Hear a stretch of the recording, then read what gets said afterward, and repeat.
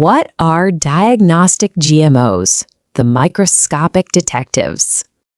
We're basically outfitting living, breathing cells to become our microscopic detectives. A diagnostic GMO is an engineered biological system. It's designed to detect diseases, pathogens, or genetic abnormalities with incredibly high sensitivity by producing measurable biological signals. Let's break that down simply, though. We take a microorganism, like a yeast or a bacterial cell, and we delicately alter its genetics so it can sense a specific danger. And when it does, it waves a flag, like a glowing light or a sudden color change, just to warn us. Now, what's really interesting about this slide is that before a scientist can build one of these detectives, they absolutely need a target. They need to know exactly what molecular signature they're looking for. And these targets are vast. We're talking about viral genes like HIV or SARS-CoV-2, cancer biomarkers, specific genetic mutations, or even parasite-associated genes. Each target is essentially a unique keyhole, just waiting for the right microscopic key. Moving on to Section 2, Finding and Isolating Genes. Extracting the code of life. Okay, so we know our target. Now we have to extract the very code of life that'll actually help us detect it. This process is like a delicate dance of 3 steps. First up, we have DNA extraction, carefully removing the genetic material from our source organism. Second, we use restriction enzyme digestion. You can think of these restriction enzymes as highly precise molecular scissors, carefully snipping the exact genetic fragment we need from this long, tangled ribbon of DNA. And finally, we have the polymerase chain reaction, or PCR, where we amplify that carefully selected gene. Now, because a single strand of DNA is so incredibly tiny, scientists need a lot more of it to work with. PCR is a technique used to amplify a selected gene, producing millions of copies so scientists have enough genetic material for manipulation. Just imagine a tiny microscopic printing press gently pressing out millions of identical copies of a single, highly important sentence. It ensures the message is never, ever lost. Let's move to Section 3 and see how this builds. Building the recombinant DNA. Constructing the blueprint. Now that we have our isolated gene, we have to construct the blueprint. We create what's called recombinant DNA. This is a single molecule formed by inserting our isolated target gene into a carrier DNA molecule, essentially combining genetic material from entirely different sources.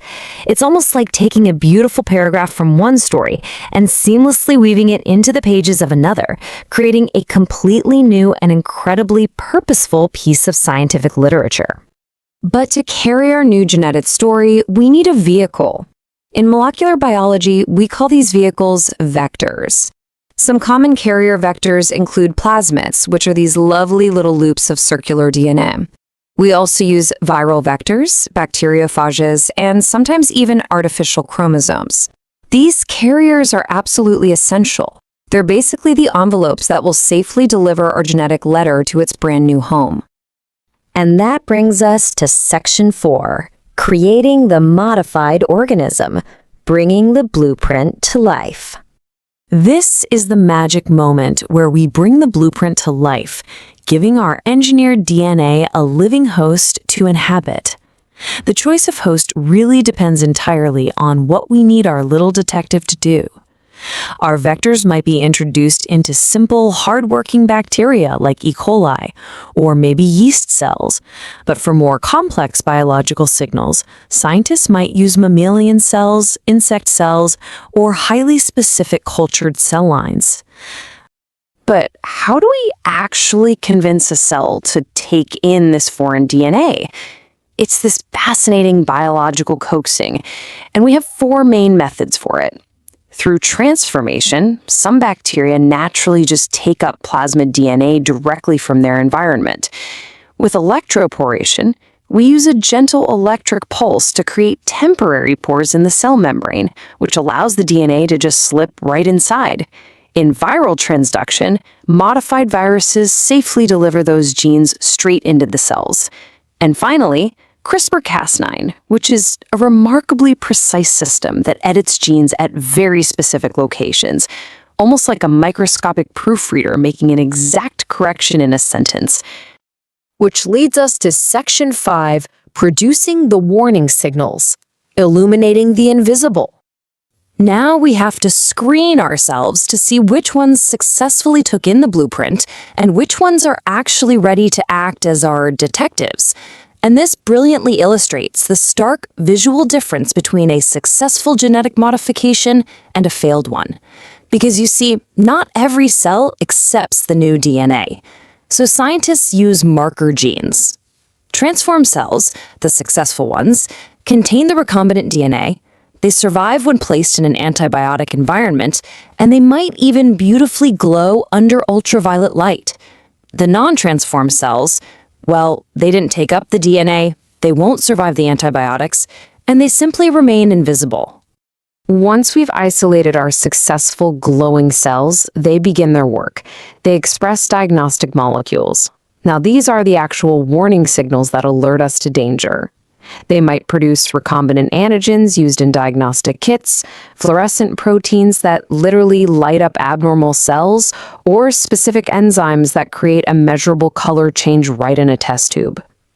When the target disease is present, these cells softly illuminate the darkness. It's really quite poetic. In our final stop, Section 6, testing for safety, validating the biological beacons. Before these tools can be used in clinics around the world to actually help people, we absolutely have to rigorously validate them. A beautiful scientific theory is wonderful, but it also must be safe and entirely reliable. So, the crucial point is that without rigorous testing and in vitro analysis, these tools simply cannot be trusted.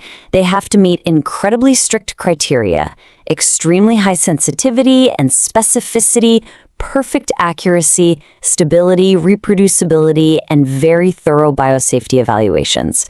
They must produce reliable answers without ever causing any unintended biological risks. I want to just pause for a second and read the summary quote together. These engineered organisms have significantly improved the accuracy, speed, and efficiency of disease detection and continue to play an essential role in modern molecular diagnostics. It truly fills you with a kind of quiet awe, doesn't it? To think that these tiny modified cells, completely invisible to the naked eye, have such a massive, profound impact on human health and modern biotechnology.